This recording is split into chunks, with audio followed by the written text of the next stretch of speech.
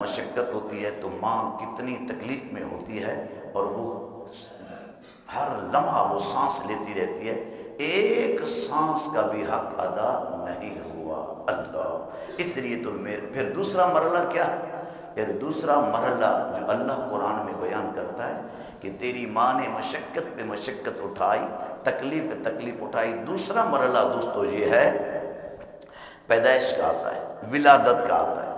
میں نے پہلے کہا کہ آپ مرد اس کا تصور نہیں کر سکتے، جو بچے کی پیدائش پر عورت جس مرحلے سے، تکلیف کے مرحلے سے گزرتی ہے، وہ عورت ہی تصور کر سکتی ہے وہ مرحلہ۔ پھر تیسرا مرحلہ وہ یہ ہے، میرا رب قرآن میں بیان کرتا ہے وَفِصَالُهُ فِي عَامَيْنِ، 2 سال تک تیری ماں نے تجھ کو جگر کا خون پلایا، دودھ پلایا۔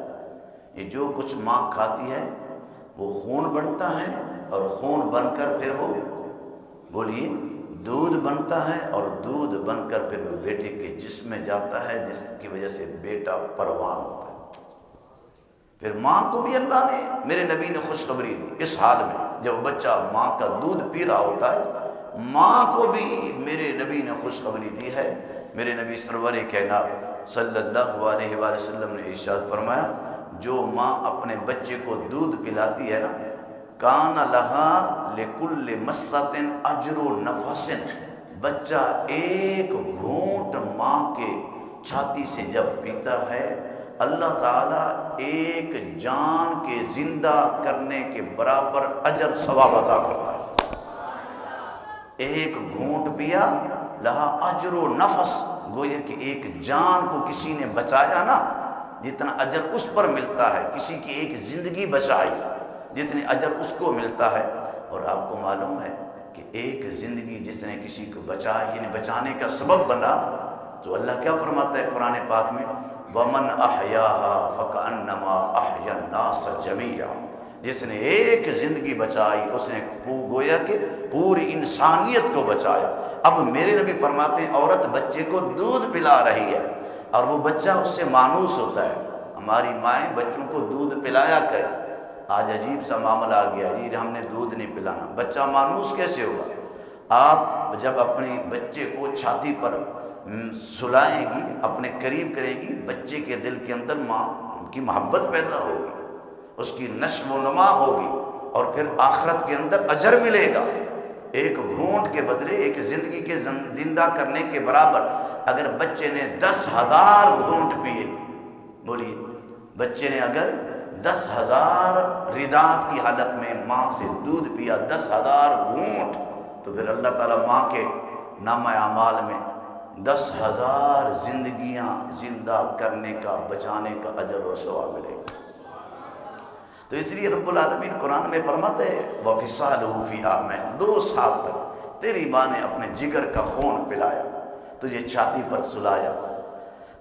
پھر اس کے بعد وَفِصَالُهُ فِي عَامَيْنِ، یہ بات کرنے کے بعد پھر اللہ فرما رہا ہے انشکر لی وَلِوَالِدَيْكَ، اے بندے تیری ماں کے، تیرے باپ کے تجھ پر بڑے احسانات ہیں، اس لیے اب میرا بھی شکریہ ادا کر، اپنے ماں باپ کا بھی۔ خالق تو میں ہوں، پیدا کرنے والا میں ہوں، لیکن ظاہری طور پر تربیت کرنے والے تو تمہارے ماں باپ ہیں۔ ماں ہے کھلانے والی، ماں ہے پلانے والی۔ باپ کیا کرتا ہے؟ سارا دن محنت مزدوری کرتا ہے، 3 منزلوں پر تپتی ہوئی دھوپ پر چڑھ جاتا ہے، کس لیے؟ وہ کس لیے کرتا ہے؟ بولیے اپنی اولاد کے لیے کرتا ہے، سارا دن محنت کرتا ہے، مشقت کرتا ہے، کس لیے؟ ارے تمہاری خاطر کرتا ہے۔ اور ماں کی قربانیاں تو آپ سن رہے ہیں، اور باپ کی قربانیاں، باپ کی خدمات بھی ہیں۔ اس لیے جب ہی تم ماں باپ سامنے ہوں اور دعا مانگیں تو دونوں کے لیے دعا مانگا کریں۔ ہمارے معاشرے میں ماں کو بڑی اہمیت دی جاتی ہے، باپ گٹھے ڈالنے کا ہوتا ہے، ایسا نہیں ہونا چاہیے۔ گاڑیوں پر لکھتے ہیں یہ میری ماں کی دعا کا نتیجہ ہے، یہ بھی سب کچھ میری ماں کی دعا کا پھل ہے یا اس کا صلہ ہے۔ تو باپ نے کیا کیا؟ اللہ، پھر کچھ جاہل ناخواں ہوتے ہیں، وہ کہتے ہیں جب ماما مر جامن کیڑا کہے ہوں گھر آ، کیا باپ انتظار نہیں کرتا؟ جس طرح ماں کی آنکھ دروازے پر لگی ہوتی ہے، اسی طرح باپ کو بھی بستر پر چین نہیں آتا، باپ کو بھی جب تک اس کا بیٹا گھر میں نہیں آتا اس کو بھی چین نہیں آتا۔ جاہل نات خاں اس طرح جملے بولتے ہیں، جدو مر جامن ماما تے کیڑا کیا وے ہن گھر آ، نہیں، باپ بھی کہتا ہے، باپ کو بھی انتظار ہوتا ہے۔ اس لیے ایسی تفریق نہ کیا کرے، ماں باپ دونوں نعمت ہیں، اللہ اکبر۔ اس لیے دوستو جب ماں کے اتنی تکلیف کے 3 مرحلے ہیں تو حضور کی بارگاہ میں صلی اللہ علیہ وسلم ایک صحابی آئے، عرض کی یا رسول اللہ صلی اللہ علیہ وسلم یہ بتلائیے کہ من احق الناس الیک، لوگوں میں سے حسن سلوک کا زیادہ حقدار کون ہے؟ میرے نبی نے فرمایا اموں کا، تیری ماں ہے۔ پھر اس نے کہا یا رسول اللہ صلی اللہ علیہ وسلم من احق الناس الیک، لوگوں میں سے سب سے زیادہ حسن سلوک کا کون حقدار ہے؟ میرے نبی نے فرمایا اموں کا، تیری ماں ہے۔ پھر اس نے سوال تیسرے مرتبہ کیا یا رسول اللہ ثم، اس کے بعد کون ہے؟ پھر میرے نبی نے فرمایا اموں کا، تیری ماں ہے۔ پھر اس نے چوتھے مرتبہ کیا رسول اللہ اس کے بعد کون ہے؟ میرے نبی نے فرمایا ابو کا، تیرا باپ ہے۔ وجہ کیا ہے؟ میرے نبی نے یہ کیوں کہا کہ حسن سلوک کا حقدار تیری ماں ہے، تیری ماں ہے، تیری ماں ہے، 3 مرتبہ کیوں کہا؟ اس کی حکمت اور اس کی مصلحت دوستو یہ ہے کیونکہ جو تکلیف کے مرحلے ہیں نا ماں کے، اولاد کی جو تکلیف ہوتی ہے، اولاد کے لیے جو ماں تکلیف اٹھاتی ہے، تکلیف کے مرحلے کتنے بولیے؟ 3۔ کیا ایک 9 مہینے تک بوجھ اٹھانا، دوسرا مرحلہ ولادت کا، اور تیسرا مرحلہ وفصال فی عامین۔ تکلیف کے اہم مرحلے وہ 3 تھے۔ جب ماں کے حق کے جتلانے کی باری آئی تو میرے نبی نے اس کے بدلے 3 دفعہ فرمایا تیری ماں کا تجھ پر حق ہے، تیری ماں کا تجھ پر حق ہے، تیری ماں کا تجھ پر حق ہے۔ کیونکہ ادھر وہ تکلیف کے مرحلے بھی 3 تھے، اس کے بدلے میں میرے نبی نے فرمایا تیری ماں کا تجھ پر حق ہے، تیری ماں کا تجھ پر حق ہے۔ قربان جائیے میرے نبی کی کتنی پیاری تعلیمات ہیں۔ میرے آقا دو جہاں سرور کائنات نے فرمایا تم رات کو اپنے بستر پر سوئے ہوئے، نومک علی السریر، تمہارے ماں باپ بوڑھے ہیں اور بہت بوڑھے ہو چکے ہیں، اب اداس رہتے ہیں، اب تم بستر پر سوئے ہوئے ایسے، تو اب بستر پر سوتے ہوئے تم ماں باپ تمہارے قریب ہیں، کوئی لطیفہ اپنے ابو کو سنا لیتے ہو، اپنی امی کو کوئی لطیفہ سنا لیتے ہو، کوئی کہانی سنا لیتے ہو، کس کے لیے؟ ماں باپ کو خوش کرنے کے لیے۔ وہ وقت یاد کرو جب تم بچپن میں تھے، تم کبھی مغموم ہوتے تھے، روتے تھے، پریشان ہوتے تھے، تو تمہارے ماں باپ تمہیں خوش کرنے کے لیے کیا کیا جتن نہیں کرتے تھے۔ کبھی لطیفہ سنا لیا، کبھی چٹکلا سنا، کبھی بادشاہ کی کہانی سنا دی، ہوتا تھا کیا؟ اب بعین ہی وہی کیفیت تمہارے والدین کی ہو گئی ہے۔ تمہارے ماں باپ بڑھاپے کی حالت میں تکلیف کی وجہ سے پریشان ہیں، تم نے کچھ کھلایا نہیں ہے، کچھ پلایا نہیں ہے، مٹھی بھی نہیں بھری، دوایا بھی نہیں ہے، کچھ نہیں، دیکھا ماں باپ غمگین ہیں، پریشان ہیں، تم بستر پر سوتے ہوئے ابو جی ایک بادشاہ تھا، یہ تھا، ایک بادشاہ زادی تھی، یہ تھا، کوئی لطیفہ، کوئی کہانی، کوئی قصہ آپ نے سنایا، ید یقاہما، میرے نبی فرماتے ہیں اس سے تمہارے والدین خوش ہو گئے، اور تم نے لطیفہ کوئی کہانی سنائی ماں باپ کو خوش کرنے کے لیے، اور بستر پر سوئے ہوئے ہو اور وہ خوش ہو گئے اور تم بھی مسکرا پڑے اور تمہارے ماں باپ بھی مسکرا پڑے، تو اللہ کے نبی سرور کائنات صلی اللہ علیہ وسلم فرماتے ہیں یہ عمل کیا ہے؟ افضل فی سبیل اللہ، یہ جہاد سے بھی افضل ہے، یہ جہاد سے بھی افضل ہے۔ حالانکہ جہاد میں جان قربان کرنی پڑتی ہے، اپنے جسم کے ٹکڑے ٹکڑے ہوتے ہیں، وہاں مشقت کتنا ہے، لیکن ادھر یہ ہے، میرے نبی فرماتے ہیں نومک علی السریر، تم بستر پر سو رہے ہو اور اپنے والدین کو خوش کرنے کے لیے کوئی بات سنائی جس سے تمہارے والدین خوش ہو گئے، اللہ جہاد سے بھی افضل اور بہتر اجر و ثواب عطا کرے۔ ایک اور حدیث مبارکہ ہے، میرے نبی سرور کائنات صلی اللہ علیہ وسلم نے ارشاد فرمایا من اصبح مطیعا للہ والدیہ اصبح لہ بابان مفتوحان من الجنہ۔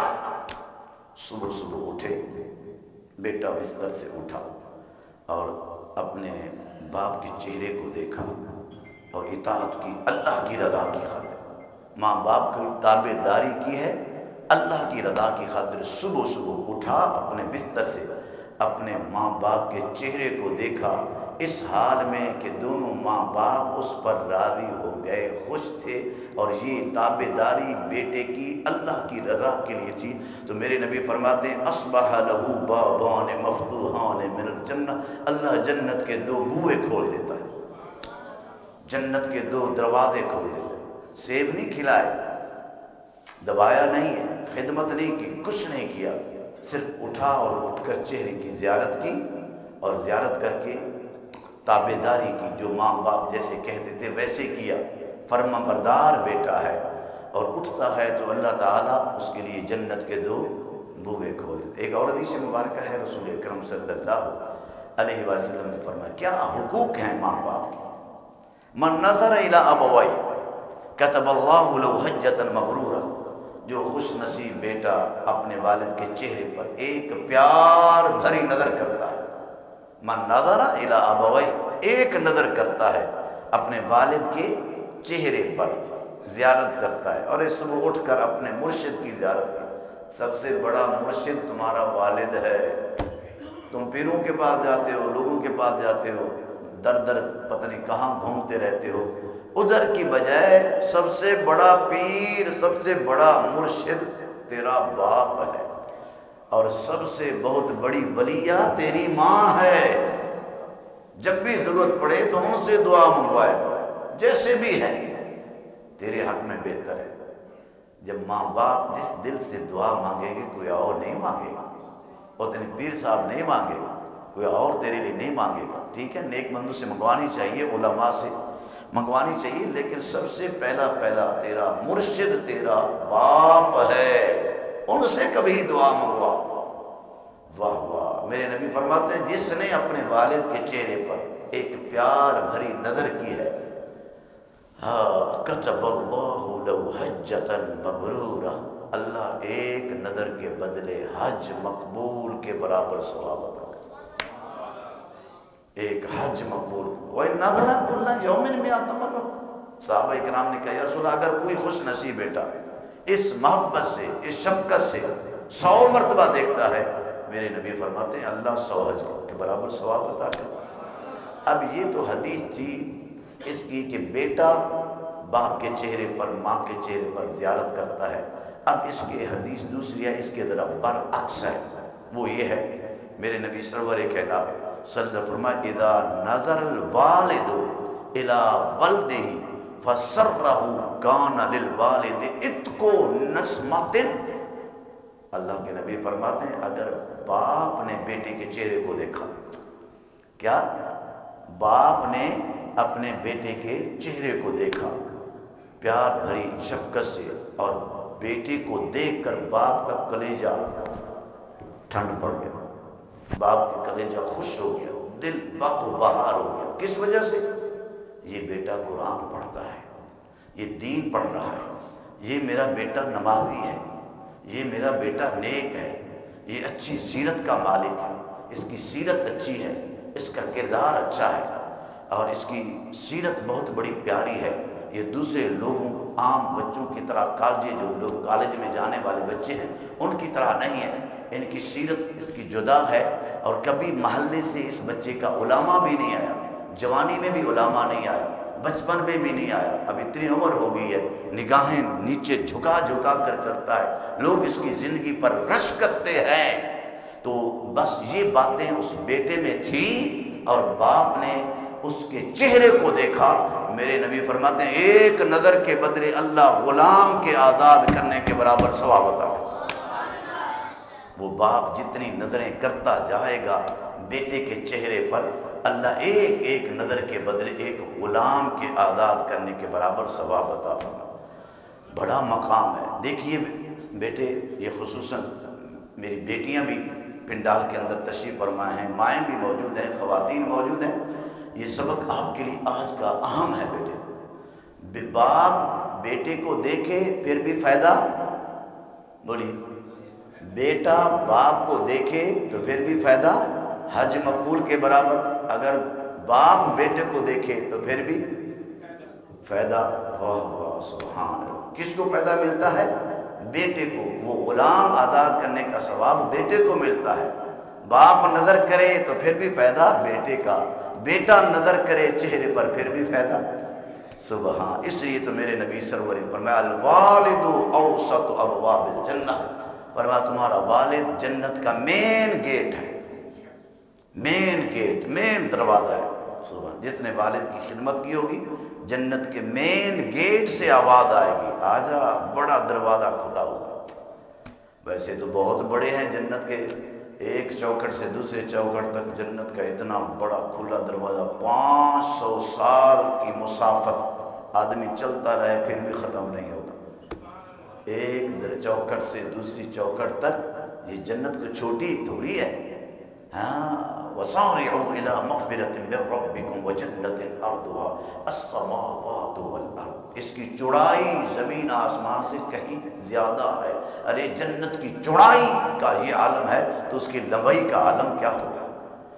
اللہ اکبر۔ حارثہ بن نعمان، میرے نبی معراج والی رات اوپر تشریف لے گئے تو حضرت حارثہ بن نعمان زمین پر قرآن کی تلاوت کر رہے تھے، فرش پر، اور میرے نبی عرش پر جب تشریف لے گئے تو میرے نبی نے زمین پر بیٹھنے والے حضرت حارثہ بن نعمان کی قرآن پاک کے پڑھنے کی آواز عرش بری پر سنی ہے۔ قربان جاؤں اپنے پیارے نبی کی قوت سماعت پر۔ سبحان اللہ، کبھی میرے نبی زمین پر بیٹھتے ہیں، عرش بری سے کوئی حرکت ہوتی ہے تو میرے نبی اپنے کانوں سے سنتے ہیں۔ میرے نبی آقا دو جہاں ابھی سیدہ آمنہ کے بطن مبارک کے اندر تھے، حضرت سیدنا ابن عباس رضی اللہ، حضرت عباس رضی اللہ تعالی عنہ وہ بیان کرتے ہیں حضور صلی اللہ علیہ وسلم جب بڑے ہو گئے تو میں نے کہا پیارے بھتیجے محمد صلی اللہ علیہ وسلم میں تمہیں تمہارے بچپن کی آواز نہ اپنا واقعہ نہ سناؤں؟ تو وہ کہنے لگے چچا جان وہ کون سا واقعہ ہے؟ فرمایا بیٹے تو ابھی بچپن میں تھا، پنگوڑے میں تھا، ابھی تو پنگوڑے میں تھا، ایک دن 14ویں کا چاند اپنے جوبن پر تھا اور تو کھلے فضا کے اندر سویا ہوا تھا پنگوڑے کے اندر، تو میں نے اپنے آنکھوں سے دیکھا جدھر جدھر آپ کی انگلی ہوتی ہے چاند بھی ادھر ہو جاتا ہے، جدھر جدھر آپ کی انگلی ہوتی ہے چاند بھی ادھر ہو جاتا ہے۔ آپ کی انگلی سوئے ہوئے تھے میرے نبی آ کر، انگلی ادھر ہوئی چاند ادھر ہو گیا، میرے نبی کی انگلی ادھر ہوئی چاند ادھر ہو گیا، میرے نبی کی انگلی ادھر ہوئی چاند ادھر ہو گیا، جدھر جدھر آپ کی انگلی کا اشارہ ہوتا ہے چاند بھی۔ تو یہ سن کر میرے نبی صلی اللہ علیہ وسلم نے فرمایا چچا جان میں آپ کو اپنے بچپن کے اس سے بڑھ کر واقعہ نہ بتاؤں؟ میرے نبی آقا دو فرمایا چچا بات سنو، یہ تو آپ میری پیدائش کے بعد کی بات کرتے ہیں، پنگوڑے کی بات کرتے ہیں، خدا کی قسم ابھی میں دنیا کے اندر میرا ظہور نہیں ہوا تھا، میں حضرت سیدہ آمنہ اپنی ماں کے بطن مبارک کے اندر تھا اور لوح محفوظ پر جو قلم چلتا تھا میں محمد اپنی ماں کے بطن کے اندر اپنے کانوں سے سنتا تھا۔ سبحان، ابھی تو میرے نبی ماں کے بطن میں ہیں، لوح محفوظ پر جو قلم چلتا ہے اس کی آواز اس کی حرکت بھی میرے نبی سن رہے ہیں۔ تو حضرت حارثہ بن نعمان زمین پر پڑھ رہے تھے قرآن اور میرے نبی عرش بری پر معراج والی رات سن رہے ہیں۔ اللہ اکبر، کیا بات ہے میرے نبی کے کمالات۔ کبھی میرے نبی مصلی پر تشریف لاتے ہیں، مصلی پر تشریف لاتے ہیں، تکبیر بھی ہو چکی ہے، مسجد نبوی کا ماحول ہے، میرے نبی ایسے کیا پھر نبی نے ایسے کر لیا۔ سلام کے بعد صحابہ کرام نے کہا یا رسول اللہ ہم نے آپ کو یہ دیکھا ہے آپ کسی چیز کو پکڑ رہے تھے لیکن آپ نے پھر اس کو لگتا تھا کہ چھوڑ دیا۔ میرے نبی آقا تو جان نے فرمایا جب میں مصلی پر کھڑا ہوا اور جنت نگاہ اٹھائی تو جنت تک میری نگاہ پہنچی اور جنت میں ایک انگور کا خوشہ میرے سامنے آیا اور میرا دل کیا کہ میں اس خوشے کو لے لوں. اگر میں لے لیتا تو میری امت قیامت تک اس کو کھاتی رہتی. تو حارثہ بن نعمان قرآن زمین پر پڑھ رہے ہیں. میرے نبی عرش جب واپس آئے تو پوچھا اے حارثہ بن نعمان تم کون سا عمل کرتے ہو؟ میں عرش بری پر پہنچا تو قرآن زمین پر پڑھ رہا تھا، تیری آواز وہاں بھی پہنچی. عرض کیا رسول اللہ کوئی لمبا چوڑا عمل نہیں ہے، نماز پڑھتا ہوں، میری ماں ہے گھر کے اندر بڑھیا ہے، میں اس کی خدمت کرتا ہوں. تو دوستو ضرورت اس بات کی ہے کہ ماں باپ گھر میں موجود ہوں تو کبھی زحمت نہ سمجھیں. ماں باپ بیمار بھی ہوں، بستر علالت پر بھی ہوں، سمجھ وہ تیرے لیے زحمت نہیں ہے، تیرے لیے رحمت ہی رحمت ہے. تیرے لیے کیا ہے وہ؟ کیوں؟ کیونکہ بیماری کے عالم میں خود تو بیمار ہیں، لیکن جیسے بھی وہ کروٹ بدلیں گے، سانس لیں گے، کروٹ بدلتے ہوئے بھی کہیں گے اللہ جتھے میرے بیٹے دا پیر ہوتے. بس یہ دعائیں صرف ماں باپ سے مل سکتی ہیں، ماں باپ سے مل سکتی ہیں. آخری حدیث مبارکہ چونکہ ٹائم ہو چکا ہے، باتیں بہت زیادہ ہیں، میں نے صرف ابھی ابتدا ہی کی تھی. قرآن پاک کی آیت مبارکہ پڑھی ہے، وہ بھی سن لیجئے. یسألونک ماذا ينفقون، اللہ فرماتا ہے پیارے محمد صلی اللہ علیہ وسلم یہ لوگ آپ سے سوال کرتے ہیں قل ما انفقتم من خیر، مال کہاں کہاں خرچ کریں، کن لوگوں پر خرچ کریں. اللہ تعالیٰ نے جواب دیا قل ما انفقتم من خیر فللوالدین. خرچ کی ابتدا کرنی ہے تو بولیے والدین سب سے پہلے. بیوی بعد میں، بیوی کے حقوق ہیں وہ تو آپ بیان سن چکے. یہ نہیں ہے کہ اس کو محروم رکھیں، لیکن ابتدا آپ نے کیا کرنی ہے. اب یہ نہیں ہے کہ کالے شاپر ہوں بازار سے آئیں، گھر چونکہ ایک ہوتا ہے نا، ماں باپ بھی وہاں رہتے ہیں، کالے شاپر میں بیوی کی فرمائش پوری کریں اور ماں بیچاری دیکھتی رہے، اور کالے یا کالا جو شاپر ہے اس میں ڈال دیں تاکہ گھر والوں کو. جی ماشاء اللہ، آپ کا نہیں کہہ معاشرے کی بات کر رہا ہوں، آپ تو ماشاء اللہ نیک آدمی ہیں. ماں باپ کے فرمان برداری اللہ آپ کو نصیب فرمائے. تو دیکھیے تیرے ماں باپ کتنا کھا جائیں گے یار، وہی کھانا وہی فروٹ سب سے پہلے ماں کے سامنے پیش کر. امی جی جتنا جی چاہے لے، کتنا لیں گی تیری ماں؟ سارا رکھ لے گی؟ نہیں، اس نے آدھا سیب بڑی مشکل سے کھانا ہے اور وہ بھی تیرے بیٹوں کو تقسیم کر دینا، تیرے اپنے پوتوں کو دے دیتی ہے. لیکن اس ایسا کرنے سے اللہ تعالیٰ خوش ہوتا ہے. اب جب آپ جائیں، جاب پر جا رہے ہیں، کام پر جا رہے ہیں، تو کیا کریں؟ ماں باپ جہاں بیٹھے ہیں ان کے ہاتھوں کو چوم کر جائیں، اور ماں جہاں بیٹھی ہے ان کے قدموں کو چوم کر جائیں. خدا کی قسم میرے نبی نے فرمایا ماں کے قدموں کے نیچے جنت ہے. سمجھ آ رہی ہے؟ تو چوم کر جائیں، دونوں کو ہاتھ باندھ کر کے ابو جی آج کیا کھاؤ گے، آج کیا کھاؤ گے، میں تمہارے لیے کیا لے کر آؤں، آج کیا پسند کرو گے. کبھی پوچھ لیا کریں، پوچھتے ہیں آپ؟ ایسا ایسا کہہ دو گے، آپ پوچھتے ہیں؟ نہیں پوچھتے، پوچھ لیا کریں. وہ وقت یاد کر جب تو بچپن میں تھا، تیرا باپ روزانہ تیرے لیے پوچھتا تھا، تم فرمائش میں فرمائش کرتے چلے جاتے، ابو جی آج ہم نے یہ کھانا. اب صبح صبح کیا ہوتا ہے تماشا، جب ناشتہ ہوتا ہے کہ ایک بیٹا کہتا ہے میں نے انڈا کھانا ہے، دوسرا کہتا ہے میں نے پراٹھا کھانا ہے، بچی کہتے ہیں میں نے یہ چیز کھانی، وہ کہتا ہے میں نے یہ چیز کھانی. صبح ناشتے کے ٹائم ایسا ہوتا ہے کہ نہیں ہوتا؟ بولیے، آپ کی بھی اولادیں ہیں ہوتے، آپ ہر ایک کی خواہش پوری کرتے ہیں یا نہیں کرتے؟ ہر ایک کی فرمائش بولیے کرتے ہیں یا نہیں کرتے؟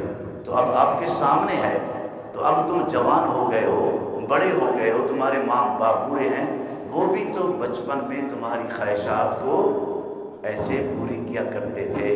تو فرمائش پہ فرمائش کرتا چلا جاتا، ابو جی آج سائیکل ہی چاہیے، ٹھیک ہے. اب آپ کو کوئی سروکار نہیں تھا کہ ابو جی کی سیلری کتنی ہے، ان کی تنخواہ کتنی ہے، ہاں جی کوئی سروکار نہیں. آپ فرمائش پہ فرمائش کرتے چلے جاتے ہیں. تیرا باپ ہر فرمائش پر ماتھا چوم چوم کر تیری فرمائش کو پورا کرتا تھا، ہے کہ نہیں؟ اب تم جوان ہو گئے، وہ بوڑھے ہو گئے، جب تم جاب پر جانے لگو، نوکری پر جانے لگو، کام پر جانے لگو، پوچھ لیا کرو ابو جی کیا کھائیں گے آپ، ان کی پسندیدہ کوئی چیز واپس جب آئیں تو لے کر آئیں، کوئی فروٹ لے کر آئیں، تھوڑا لے کر آئیں، لیکن پوچھ لیا کریں، اور یہ ان کو اپنے ہاتھوں سے اب کاٹ کاٹ کر فروٹ کھلائیں، ماں ہے یا ابو ہے، یہ عمل زمین پر کریں گے، اللہ اس جوان پر عرش بری پر خوش ہو۔ اور میری مائیں بہنیں اور وہاں بچیاں ہماری یہ بھی سماعت فرما رہی ہیں، اللہ تعالیٰ ان کو، اللہ اکبر، ان کی بھی اصلاح فرمائے۔ ایک آخری بات بیان کر کے ختم کرتا ہوں۔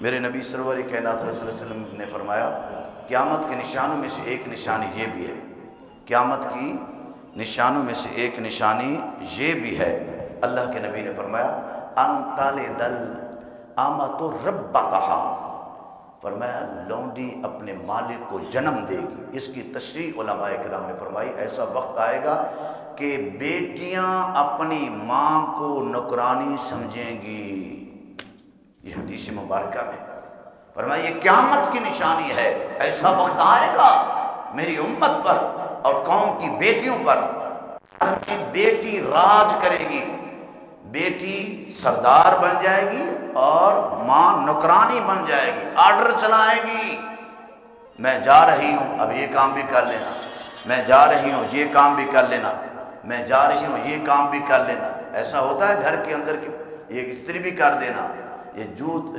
بوٹ وغیرہ یہ بھی پالش کر دینا، کھانا بھی پکا دینا، میرے کپڑے بھی دھو دینا۔ غرض یہ کہ عجیب سی کیفیت ہوتی ہے، بیٹی آرڈر چلا رہی ہے ماں پر۔ اسی طریقے سے کچھ نوجوان ہوتے ہیں جب اس کے مہمان آتے ہیں تو ابو جی جاؤ بوتل پکڑ کے لو، شرم نہیں آتی بات کو تم کہتا ہے، خود تیری ٹانگیں سلامت نہیں ہے، دوستوں کو اہمیت دی جائے گی، ماں باپ کو پیچھے کر دیا جائے گا، یہ قیامت کی نشانی ہے۔